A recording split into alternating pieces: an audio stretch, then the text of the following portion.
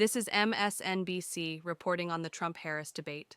But watch as they accuse Trump of lowering expectations for the debate and then straight up lie through their teeth about his mental capabilities. Kamala Harris and Donald Trump have never met face-to-face, and in only 5 days, that will change. Next Tuesday, Harris and Trump will be on the presidential debate stage together in Philadelphia.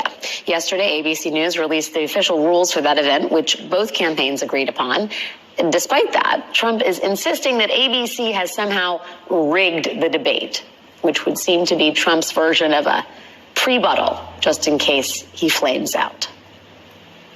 ABC is the worst network in terms of fairness. They are the most dishonest network, the meanest, the nastiest, but that was what I was presented with. I was presented with ABC. Her best friend is the head of the network. Her husband's best friend is married to the head of the network. And they're going to get the questions. I've already heard they're going to get the questions in advance. Joining me now is Charlie Sykes, co-founder of The Bulwark and an MSNBC contributor and columnist. Charlie, we all know that Donald Trump doesn't like legacy media as an institution, but... She's gaslighting Trump. See, this is all because Trump doesn't like legacy media, as though it were a hallmark of this country's history of Nobel Prize-worthy journalism. And by the way, it's fake news he doesn't like. I sort of read a little bit more psychologically into this weird pre-buttal that the whole thing is rigged. Why is it weird to her that a presidential candidate is questioning the fairness of a debate, where it's been leaked his opponent will be getting the questions in advance? Do you have a working theory on why he's doing this right now? Oh, it's classic Donald Trump. It's very much on brand. Look, Donald Trump doesn't play chess. He doesn't know how the pieces move, and he walks in and he throws the board over. Before you even begin the game. So he's an uneducated brute that can't play chess and throws toddler-like temper tantrums. Yeah, okay. Look, he is trying, as you said, it is a pre-buttal. He's playing the pre-victim card, is designed to make him an object of sympathy for his base.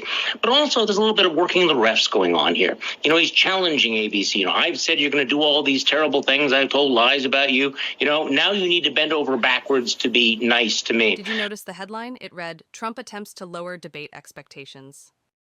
But again, this is Donald Trump. This is somebody that is not a mystery, is not a secret, he is not a riddle or an enigma. MSNBC chess and Trump expert attempting to lower expectations people have on Trump by reminding them of the picture legacy media has painted of Trump these previous 9 years.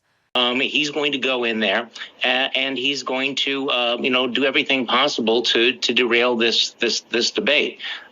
We could talk about the substance of it, but I think that anyone that expects that this is going to be a reprise of Lincoln Douglas, or that the nation will be wiser or smarter afterwards, is somewhat, well, at least has not been paying attention over the last 10 years. Yeah, I was going to say, Charlie, our standards have been significantly lowered from that, but props to you for conjuring the ghost of Lincoln Douglas. Remember how stupid Trump made the legacy media look in 2016 when he won?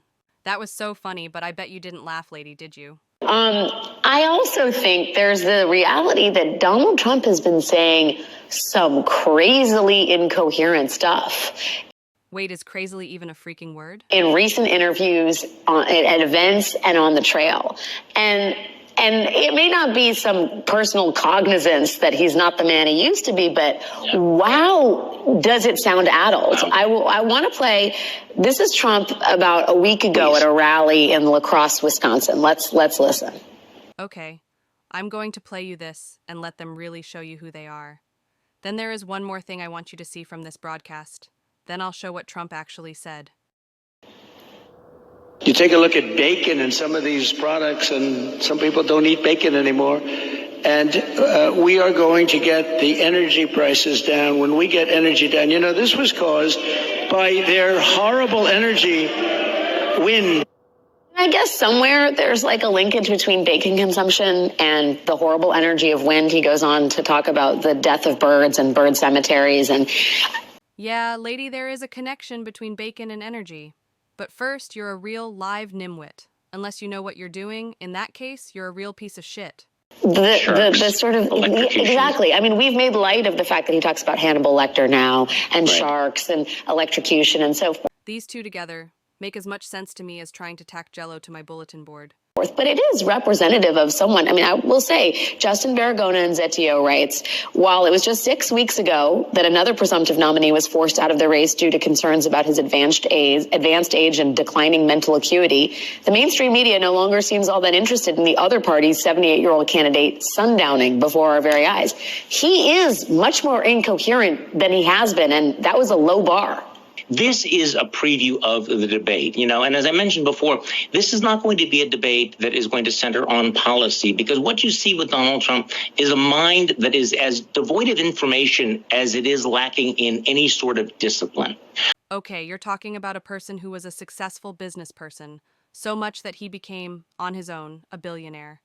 That wasn't all made from his father. He became president of the United States of America. Of America. You don't get there by being void of mind and lacking of discipline, dipshit.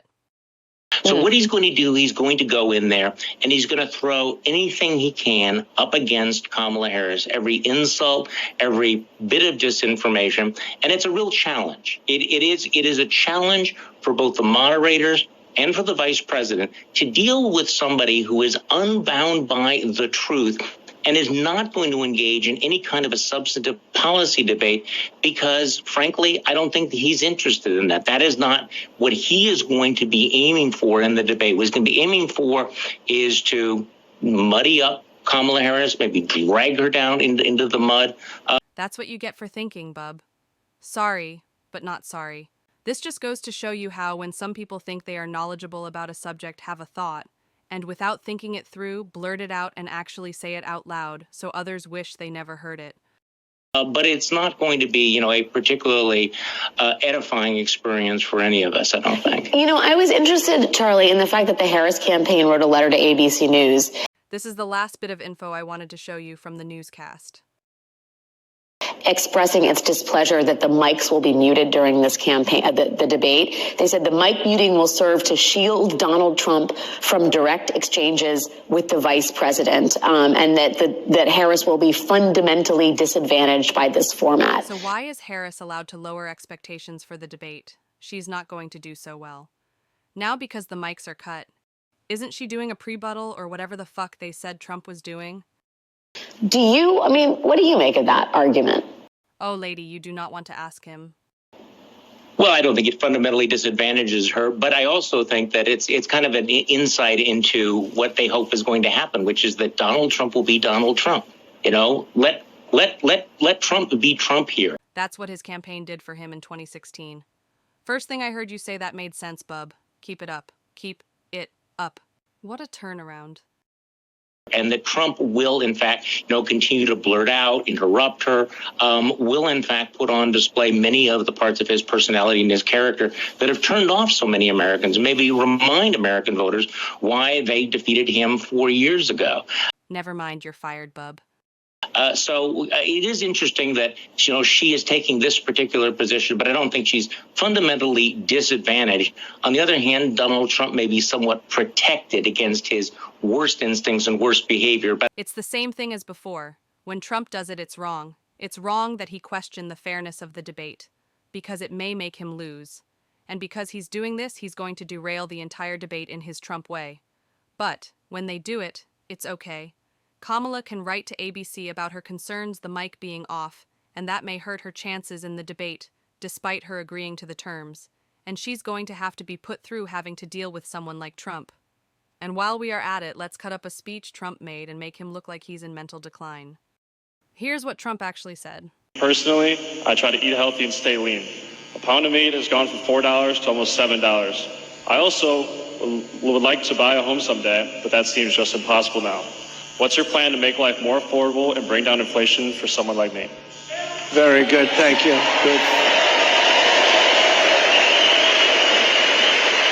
It's probably the question I get most. They say you're going to vote with your stomach. I don't know if you've heard it, but it's a little bit true. And groceries, food has gone up at levels that nobody's ever seen before. We've never seen anything like it, 50, 60, 70%. You take a look at bacon and some of these products, and some people don't eat bacon anymore. And we are going to get the energy prices down. When we get energy down, this was caused by their horrible energy wind. They want wind all over the place. But when it doesn't blow, we have a little problem. This was caused by energy. This was really caused by energy and also their unbelievable spending. They're spending us out of wealth, actually. They're taking our wealth away. But it was caused by energy. And what they've done is they started cutting way back. We were in third place. When I left, we were by far in first place, beating Russia, beating Saudi Arabia. And we were going to dominate to a level that we've never seen before. And then we had a bad election. I'll be very nice. I'm supposed to be nice when I talk about the election, because everybody's afraid to talk about, oh, please, sir, don't talk about the election, please. If you can't talk about a bad election, you really don't have a democracy if you think about it, right?